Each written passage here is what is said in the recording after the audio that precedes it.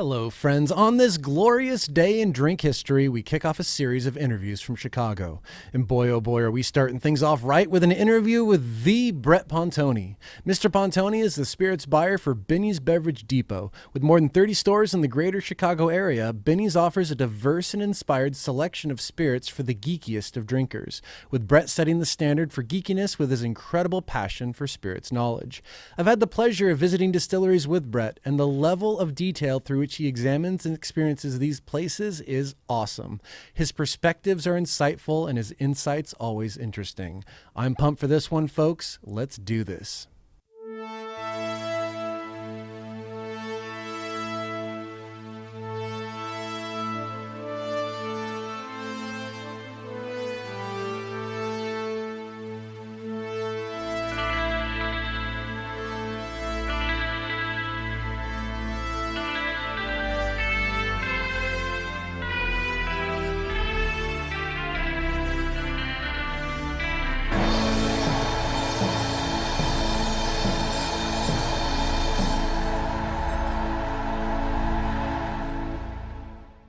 This episode of the Educational Drinking Show is sponsored by Junipero Gin, which is the original American craft gin going back to 1996 and the pioneering work of Fritz Maytag, which also makes it the gin of San Francisco. At 98.6 proof, Junipero is a bit stronger than most gins and perfect in your favorite gin cocktail. Good stuff. And now it is my great pleasure to share with you my interview with Brett Pontoni.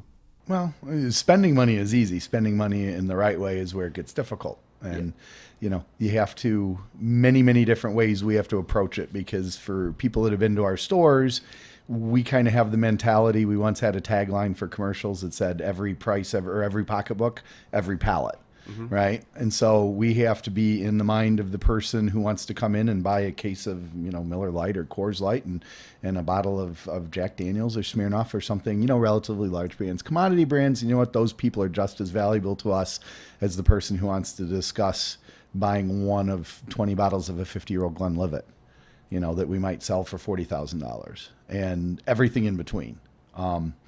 And that's the nature of the business. So you have to put away your buyer hat sometimes and just be a consumer. And you have to function in such a way that you think, how are consumers thinking? Not how am I thinking? Because I have, you know, it's a running joke for me. If it were Brett's Beverage Depot rather than Binny's Beverage Depot, we could fit it in this hotel room for my opinions. But I've got to fill, you know, 30 and 40,000 square foot stores. So it changes the game a lot. So how many cases of beverage will you purchase in a year for Binny's? Oh, God. I mean, I don't even begin to think about it. It's in the tens of millions of dollars. Cases, you know, it's funny. We drive people nuts, I think, a little bit, or at least people from the outside looking in that like hard data. And I honestly couldn't tell you exact numbers. We order based on our customers tell us what to order, basically. Our customers drive everything, because if our customers buy it, then we order it. If our customers ask for it, we order it. If we try something and it doesn't work and our customers don't appear to want it, then we stop ordering it. You know, there's no sort of magic bullet about the thing. You have to respond and react to your customers. But at the same time, I feel like you guys also are so good at innovating or bringing stuff, introducing new items to your customers. What's your approach? Well, it's our job is to, you know, it's kind of, it's a little bit of a joke. Our approach is that because of the size of our stores, everything should at least see the light of day. And part of our job as, you know, as a trusted advisor in the drinks game for our customers is that if we discover something that we're excited about that they haven't seen yet, we need to put it in front of them to find out whether or not it's something that they're going to get excited about. And so we do take the approach that everything should see the light of day. That doesn't mean that you put everything in, you know, we have 34 stores, 35 coming soon. That doesn't mean that every single item goes in 34 stores, 35 stores. Almost nothing goes in 35 stores. You put it in the places where you have a track record of people being interested in either innovation or specific product categories, whatever, and you try it. And the customers will tell you whether or not you made a good decision. Because if you made a good decision, then you have to buy more within, you know, days or weeks or whenever. Is it challenging maintaining that kind of depth and variety of products? You know what? It's one of those things. It's like momentum. It's like a large body moving down a hill without brakes. Once it gains momentum, it actually becomes easier and easier and easier. What you have to do at that point in time is steer. And you also learn the unfortunate side. It's almost like kids. You can't fall in love with things too much because and again, it goes back to the buying hat versus the Brett hat or whichever one of our buyers. We have to be careful not to fall in love with things because I have bought things that I thought were the next big spirit category, the next big beer category, and things that I can't believe that there's no way consumers would ever not want to have this. Abject failures. And you can't fall in love with it because if I fall in love with it, the next thing you know, you've got tons and tens and tens of millions of dollars worth of dead inventory that's not going anywhere. Do any categories come to mind that you thought were going to take off but then didn't? You know what I funny, and this is probably a market by market thing. And I think that if we were in Florida or Texas or Arizona or California or New York, the question would get answered in every single different market. There's a running joke in the Chicago market about rum. That we do a number of large consumer festivals in all the different product categories. And we've started 3 years ago doing a large rum festival. So we'll get a few hundred people that will come in and we'll invite every artisanal rum in the market to pour. We try to avoid basic flavored stuff. I mean, we're really trying to get vintage rums, different styles, rum agricole, craft rum. There are a number of great craft rums that are coming in, and the running joke is this is going to be the summer of rum. And for 8 years in a row, we've been saying this is going to be the summer of rum. And it's a funny thing. That's a category that sometimes it's strong for us, and we sell product, but it's never the selection and the velocity of vintage of certain things has never sort of lived up to the collective hype over this being the next big thing. And again, it's solid, but it's never ever been the next big thing. And first we thought, well, maybe this will be it when bourbon starts to run short and when aged Scotch starts to run short. So 10 years ago we could have sold a 15-year-old bottle of Scotch for $50, $60, $70. Now all those bottles are $150, $200 potentially, right? Well, 15-year-old bottles of rum. And again, obviously it's not Scotch, but 15-year-old bottles of rum, we can still put on the shelf for $50 or $60. So you think to yourselves, well, why don't we try to introduce these packages to the consumers who are buying aged brown goods and just say, listen, we know it's not Scotch, we know it's not bourbon, whatever. Try it because it's very, very interesting. It's well made. And that crossover hasn't happened as much as you would think. And I think that the general understanding, and that could just be a Chicago thing of what craft rum is, probably hasn't happened. Yeah. I think that's unique to us. I think that, again, if you went to Miami or Florida where you have bigger Latin population who are used to, as a part of their sort of family and lineage, might have been exposed to rum, you're probably going to have a much more vibrant market. On the other hand, you do things like go into northern states, Minnesota, Wisconsin, Illinois to a certain extent, and we sell massive amounts of American brandy because that's the culture there. You sell a lot of Canadian whiskey that outside of Texas, which I believe is a huge state for Canadian whiskey. That would be a category that is going to be bigger for us that might not be something that you would talk about as much, let's say, in California. Is the brandy in the northern states, is that a function of kind of tradition and going back to immigrants? And Yeah. I mean, it's a little bit of that. It's the brandy old fashioned. I mean, that's the national drink of Wisconsin is the brandy old fashioned. And it's interesting that it's only recently that you've started to see a lot of RTDs or craft RTDs done with them. There's a product called Soul Boxer, for instance, which is the first one that has really hit it. That is like what High West is doing with their Boulevardier and with their Barrel Manhattan, Jefferson with the Barrel Manhattan. I'm certainly not mentioning the only ones because there are other great products like that. Those are just a couple that pop to mind. There's a product called Soul Boxer, which has done a very, very good approximation of a very well-made brandy old fashioned. And it was just a drink. It's generations and generations. If you talk to, one of my best friends, his family is from Wisconsin, from southern Wisconsin, and he remembers visiting his grandparents over holidays and going into bars. And even when he was a kid years ago, everybody drank brandy old fashions. That was just the drink, and primarily domestic. Now you guys take it a step further and not just sell, bottles off the shelf, but you guys actually get your own casks and sell exclusive stuff. Yeah. Can you tell me about your approach to single cask? Our approach to single cask always was, I mean, our first foray into it was with a couple of things on the Scotch side, was actually with Gordon and Wright and Murray McDavid in the late 90s. And after that, it was with Buffalo Trace, with, Elmer T. Lee when you could still get it, Buffalo Trace, Eagle Rare 10-year-old, Blanton's, Sazerac Rye at the time you could still get, Weller 12 you could still get. And they embraced it. They were one of the first single barrel producers, and they really embraced it. So they sort of opened with welcome arms, and in fact invited us originally, where it was a rarity for somebody to go to Frankfort, Kentucky and taste through a half a dozen barrels and say, I like that one the best.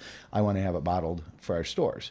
We have a certain advantage, obviously, because we have so many stores. If sometimes a single barrel isn't enough, because the outturn of a bourbon barrel is 240, 250 bottles. Well, so if that's 20 cases. We have 34 stores, and we only have 20 cases of product. Mm-hmm. Sometimes single barrels aren't enough. But our approach to that has always been, and it's why we were able to be on the front end, I think, of a lot of these producers who didn't want to allow you to customize and weren't into it, because our approach always was, if we're taking an existing brand, when we pick Buffalo Trace, we don't necessarily pick the bourbon we absolutely love the best. We pick the bourbon that does the most to honor Buffalo Trace, or Knob Creek Single Barrel, or we just did Maker's Mark batches, these Maker's Mark, which are just riffs on Maker's 46, but using different experimental staves. Mm-hmm. And you want to, the product that you're doing a cask of already has an established reputation. Mm-hmm. We just want to do the best possible version of that we can. Mm-hmm. And then there are other cases where when you start to get into the single barrel Scotch, for instance, where you could have a wide variety of styles. So if you're going to do a distillery like Glenrothes, for instance, mm-hmm. If you're going to do, Glenrothes has whiskey in ex-bourbon barrels of multiple uses. They have whiskey in ex-sherry barrels of multiple uses. They'll play around with port every once in a while. They're now filling peated whiskey barrels. Yeah, they are. So if you're doing Glenrothes, now you've got more leeway, because there is a certain style that you want for Glenrothes, but because consumers know that if they buy Alba Reserve, what's the Alba Reserve's being renamed to Bourbon Cask Reserve. Bourbon Cask Reserve. So the Alba Reserve was typically American Oak, or the Sherry Reserve. Mm-hmm. So now you've got a couple of different styles you can play with. So if you're going to get a Glenrothes, you've got more leeway to play, and that's the case in a lot of the Scotches. You don't have to try to hew relatively closely to what the base product is, like you would a standard bourbon but on the bourbon side, we do our own batches of Angel's Envy. Mm-hmm. And we've done a number of those. And again, it took a lot of talking and a lot of convincing, with me sitting down with Wes Henderson back in the day and convincing him that they wanted to tighten what they essentially doing were creating batches and saying, if you like this, we'll sell you 66 packs of this, or whatever the mm-hmm. buy-in is. And I'm like, well, that's all well and good. I probably will sell that much, but I'm not going to put a Binny's name on it, because we had no part in actually creating that. Mm. It's like, well, we want to maintain product integrity, consistency. And once I sort of walked him through and said, well, we do too. That's the whole point. We understand and take very seriously the fact that your reputation is on the line. And A, you're probably not going to let us do something crappy anyway, because your reputation is on the line. But B, our reputation is on the line too, because mm-hmm. I like to think and have a certain amount of pride in the fact that the single cask and single barrel selections and small batch blends we do are pretty well respected. Yeah. And it's important to me that we don't have a misstep that would stop that, because if it's one of those things, you only need to mess up once, I think, mm-hmm. and the damage to your reputation is potentially huge. Yeah. And so we really don't want to make that first misstep when we're doing these barrels. That doesn't mean we did a Springbank barrel, probably 10, 12 years ago. That was a completely different take on what Springbank was being bottled typically for the consumer market. And we had to spend a lot of time explaining that to people, because a typical Springbank, especially because it was a recharge, so they had taken, it was a Better Whole Sherry butt that was a rechar. And there were a few of them that we tasted that really had, for lack of a better way to put it, char. There was a burnt character, which wasn't typical. I mean, Springbank's very lightly peated, usually not perceptible, but in this case, whatever it was about this particular cask we took, there was a smoky but not peat smoke, but a charred element that came through. And I actually had a fairly well-known whiskey publication that gave it an awful review because it wasn't Springbank. And I said, but that's the point. It wasn't. And Springbank released the cask, and we told the story of why this is an interesting little bit smokier, spicier version of Springbank. And I mean, we sold it in a very, very short period of time. And that's a lot. I mean, that was probably 600 bottle outturn because it was a 10-year-old and it was in a butt, which means that you don't have not a lot of liquid loss from a very, very large cask.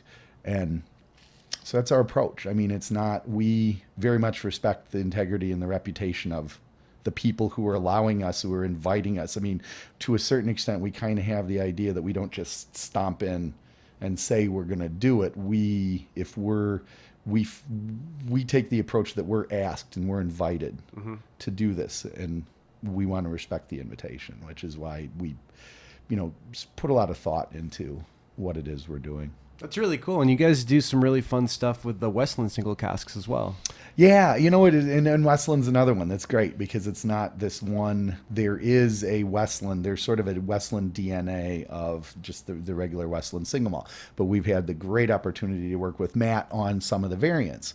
And because it's sort of modeled after a Scotch whiskey, or it's in that style, because they're openly using different mash bills, combinations of malts, for everything, from peated to just standard distiller's malt, and combinations of chocolate malts and crystal malts and caramel malts all in between.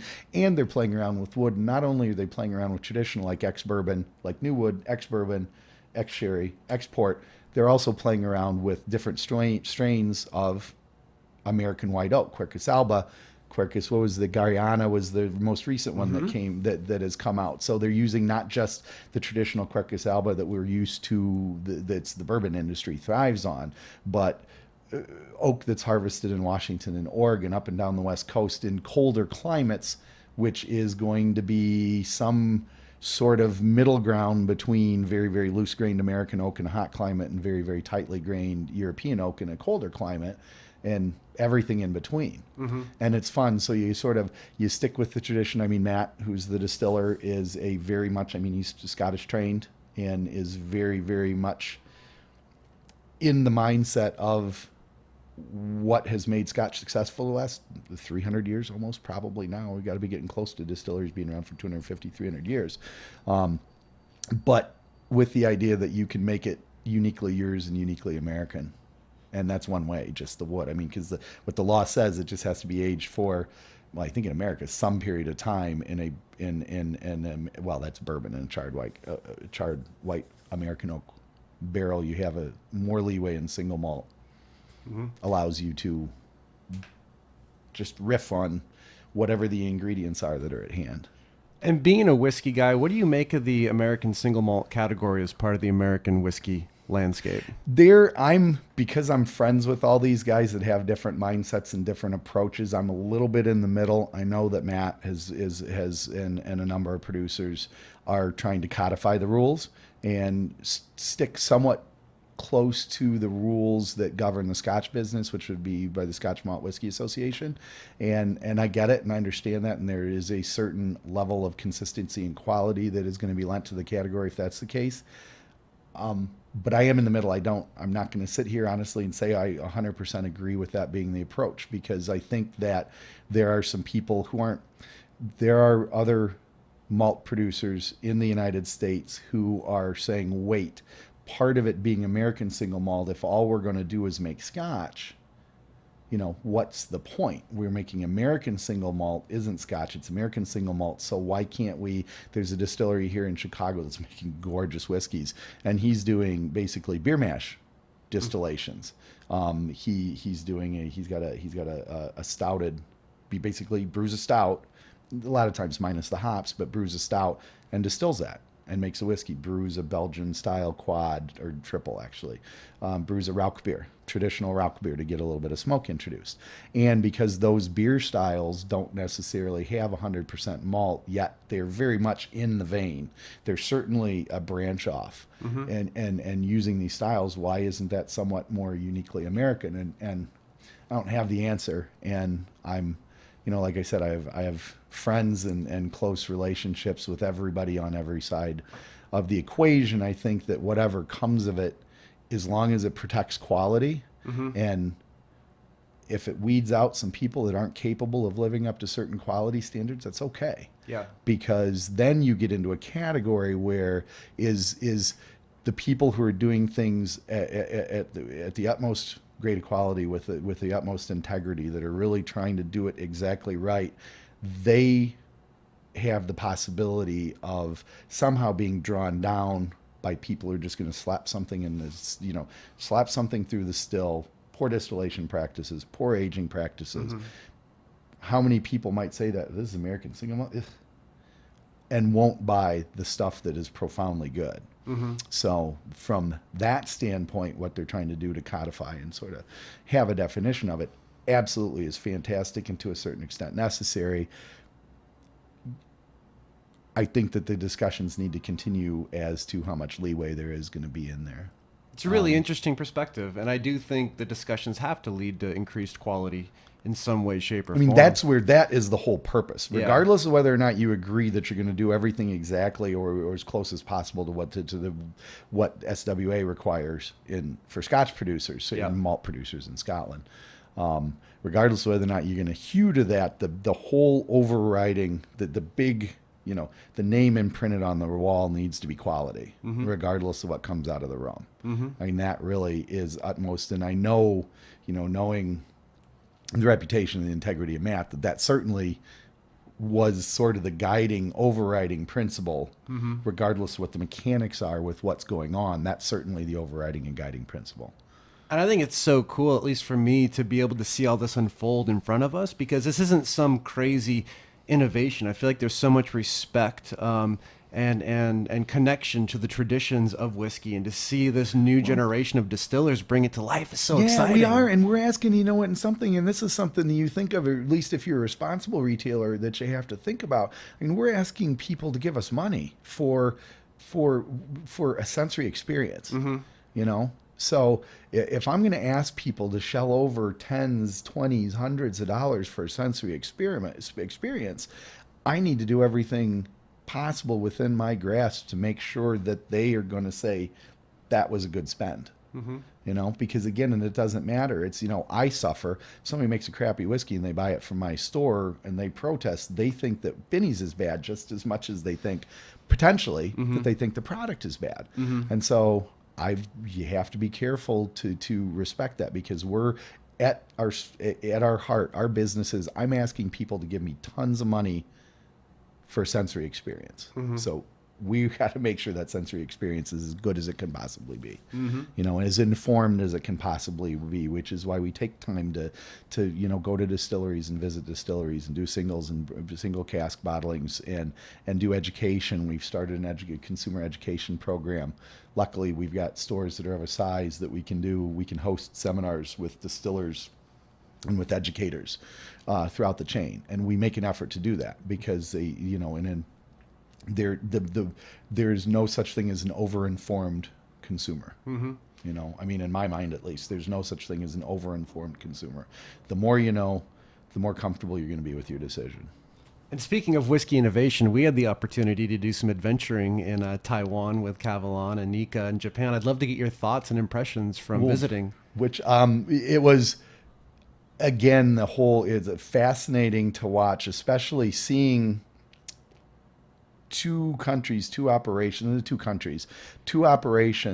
that are sprung from the Scotch tradition, the malt distillation tradition, that have respected it but made their own stylistic marks on what they're producing, and have functioned within the environment in which, if you remember when we were at Kavalan, and it's one of those things where you look outside and you start to sweat because it was 90 degrees and 90% humidity. You look outside, instantly you start to sweat. And so they very, very cleverly, so their distillers have some level of training in Scotland. I mean, they're imbued with the idea of how you would produce a Scotch whiskey, but then they can adjust for climate in both the distillation, in the water that they're using. They have to adjust. They have to adjust to the barrel strength. What strength do you fill a barrel?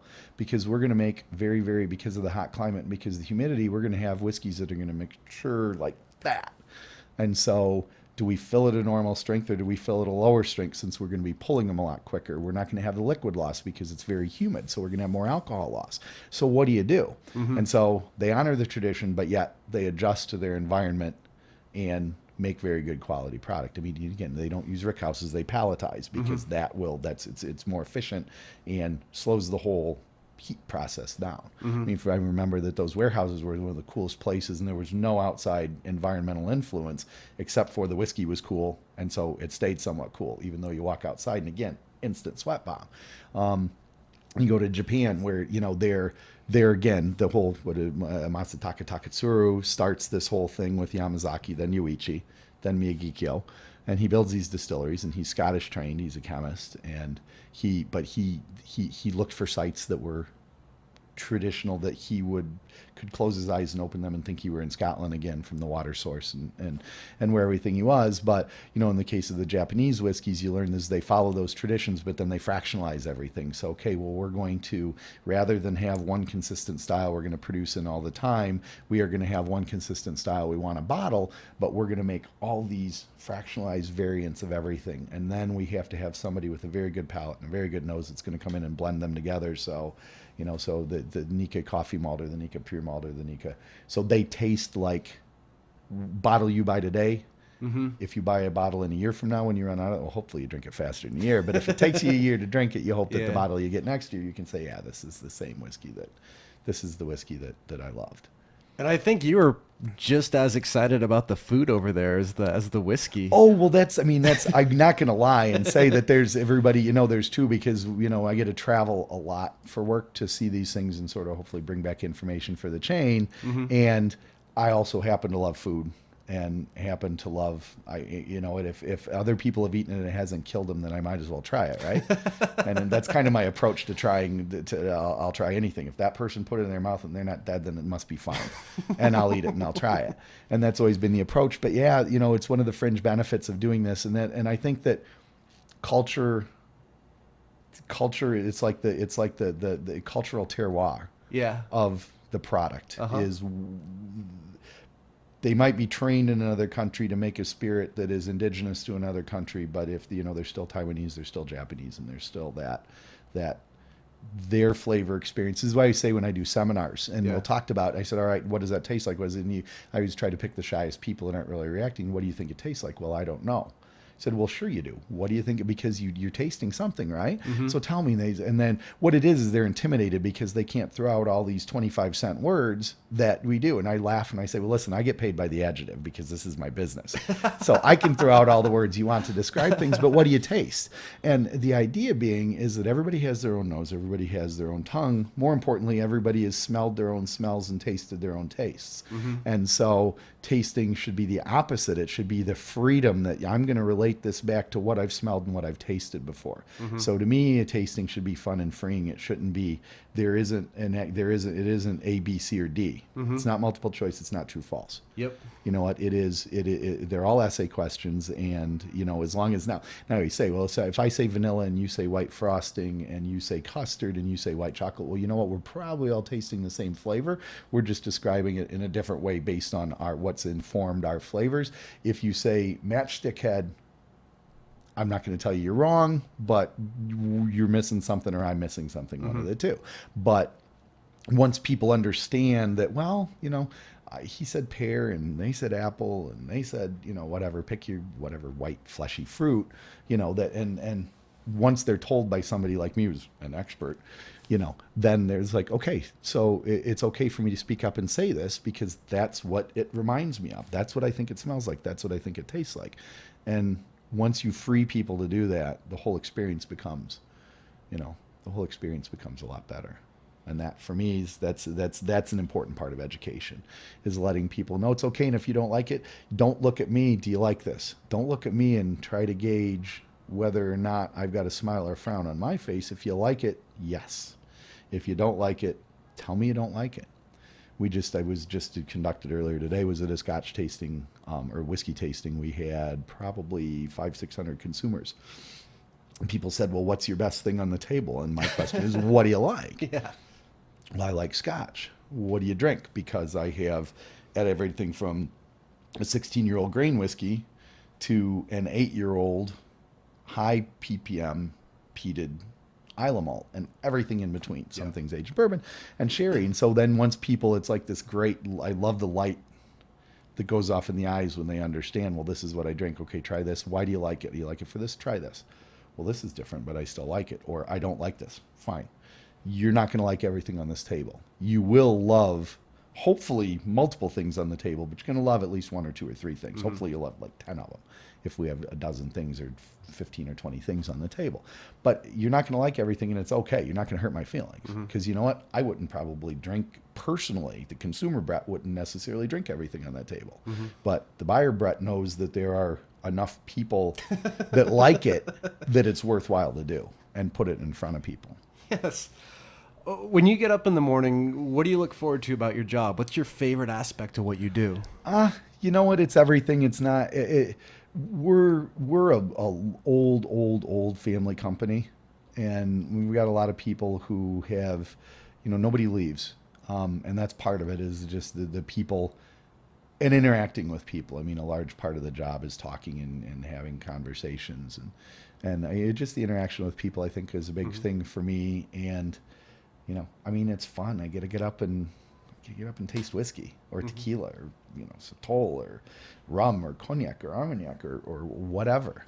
I mean, you get to do that, and the people that are you tend to be, and it's because it's a sensory business, you tend to get the opportunity to be around a lot of creative people. And I think that is the nature of the beast in any kind of sensory business. That you're going to be around creative people, because you're not just talking about what's the difference between a 1/4 inch and a 1/2 inch.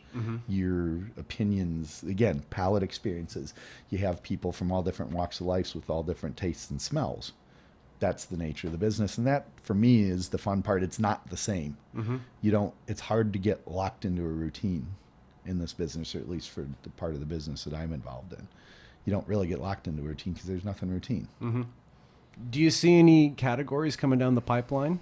Finally, it's like besides the running bad joke about the summer of rum, which hopefully 2017 will be the summer of rum, or at least for Chicago. And I think it's going to be limited, just like the sales of Isla Scotch are limited versus the sale of Highland and Speyside Scotch, just because of approachability. But it looks like Mezcal is starting to get some off-premise grip. It's been a thing, very strong thing, for at least 2 or 3 years now in the on sale in the bar and restaurant trade. Not so much, because by nature it's something that people almost never drink alone. It's almost always in a drink, which means that consumers aren't going to buy a bottle of an expensive mezcal and take it home, because they're not going to want to be bothered to make the drink. They'd just rather go to a bar or restaurant and have somebody else make it for them. So again, I'm not saying that it's going to be the next tequila, but there is going to be noticeable, I think you're going to get noticeable growth in sales. Not just, there's already it's one of those, they're very, very loud, but it's a very, very loud minority that is slowly but surely picking up other people who like it. And when mezcal goes, because of the nature of the beast of how things happen now, mezcal is starting to go, and mezcal's been the one that's been poking away. And now that mezcal's going, well, now all of a sudden, we just had an article in the Chicago Tribune about Sotol, and commenting, well, there are only a couple Sotols in the market. Well, now I have 4 different producers sitting by my desk. So when mezcal goes, Sotol's going to go to a certain extent. Raicilla is going to go. Bacanora is going to go. And then once mezcal, then it's not going to just be Espadín from Oaxaca. Now you're going to start looking at, Cuprata from Guerrero and Cuche, Madre Cuche, and all the different people are going to go from just mezcal's this like smoky thin tequila to, now I know the difference between Tobola and Espadín and all the different states. the styles of how they produce it, what is going to come from the different types of stills. Is it a clay still? Is it a copper still? Is it a steel still? Is it a wood still in some very small cases? You know, what, so that's a category I think is going to go. Gin is starting to peak a little bit, I think. Yeah. It's, you know, it's easy to make. There's a lot out there, and now people are starting to dig into the variants. Don't know how much more room there is in that now. It's going to remain thriving, but I think you're starting to, now that everybody's discovered, you know, Navy strength, full strength is rum, but you can also get Navy strength or full strength gins. Everybody's discovered Old Tom. People are starting to understand Geneva and the concepts behind Geneva. People are starting to understand there's a difference between American dry and London dry in terms of what has to be. I mean, gin, what by definition has to be juniper forward, but how much juniper forward, you know, is going to distinguish some of the categorization of gin. But I think gin continues to plug along. You know, I think vodka, just because vodka's always going to be there. It's going to be interesting to see, you know, in the bourbon movement and the craft, the American whiskey movement, bourbon is starting to break down a little bit into American whiskey variants, which I think is interesting. And because you can't rush things, you can do different finishes. So now you're finally, well, TTB finally allowed you to say bourbon finished in, you know, and you can't advance the age once it's out of that new wood, but you can now declare that this is bourbon that is finished in a sherry cask and cognac cask, and, you know, pick your cask, port casks, all kinds of things like that. So I think that's might be a direction you'll see bourbon going. You know, it's, as long as demand keeps up, you're always going to fight. You're always climbing up you're always taking 2 steps up and 1 step back in terms of trying to catch up with aged product. Scotch even more so, because Scotch really does traditionally need more time because of the climate and a lot of other things, and the wood that you're using. Scotch does require more time to age or to mature, to sort of our perception. I don't know if the standard is the right word, but the perception of what things ought to be. So What's your perception of Chicago as a drinking city? What makes it unique? it's a great drinking city.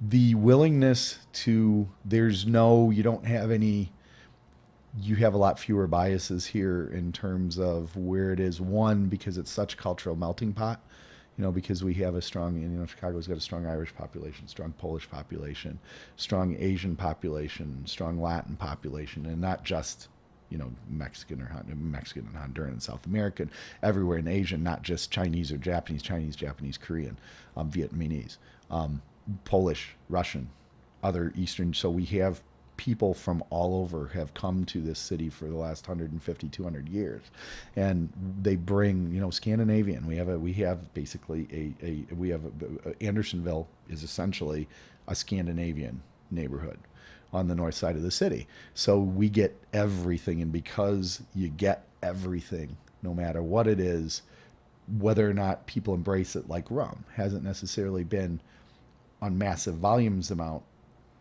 amounts embraced by Chicago. It's there. Akavit is here. I mean, I've got a dozen Akavits on my shelf because I have a certain, you know, especially in certain pockets, we have stores that have Scandinavian population. I've got all the different agave variants besides tequila. All the different kinds of brandies. We've got Eastern European brandy. We carry Mastika. We don't just carry Ouzo and Sambuca in Iraq. We carry Mastika too, because we have, you know, that Balkan population that drinks Mastika over, and, you know, the variants. We have a Greek population, so we've got Greek products. We have all kinds of Amari, which aperitivos in Amari, because we have a strong Italian population. And so from that melting pot, and it's not just country but it's not just Europe, because we also are loaded with craft spirits.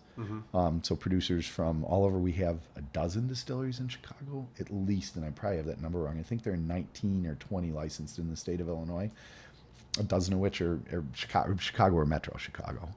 You know, which all started with North Shore, which is now, they're 12 years old, I believe. North Shore is our first, you know, sort of Chicago area distillery. That started it all. And so you always have meetings with gin people. It's like, well, I've got this gin. I say, here's what you have to understand. Now, there is, if anything is parochial, there are certain categories that will be a little bit. And if a craft distiller here is doing a really, really good job, they're going to have a little bit of a leg up over some of the things coming from other markets, because if this is $30, this is $30, this was distilled 5 blocks from here, this was distilled in another state, well, I mean, there is a certain amount of civic pride, which means that the local producers are going to win some jump balls in that manner. But for the most part, country of origin just means it's different and interesting. There's not a domestic bias versus an import bias, where certainly it's less of an issue in states, but I know that there are different markets that have different things and different strengths. And it's, if you go to California, you see, for instance, especially in the wine side, you see preponderance of California and West Coast wines in California because they're growing it there. And so that tends to dominate. You go to the East Coast and you probably see a very, very heavy preponderance of European wine. If you go to New York, if you come to sort of the middle, we're really kind of in that way. We're in the middle where we have everything. We have wine from all over, and our California and Washington and Oregon and Illinois and Michigan, New York, Virginia's growing wine, Texas has wine, Arizona, New Mexico.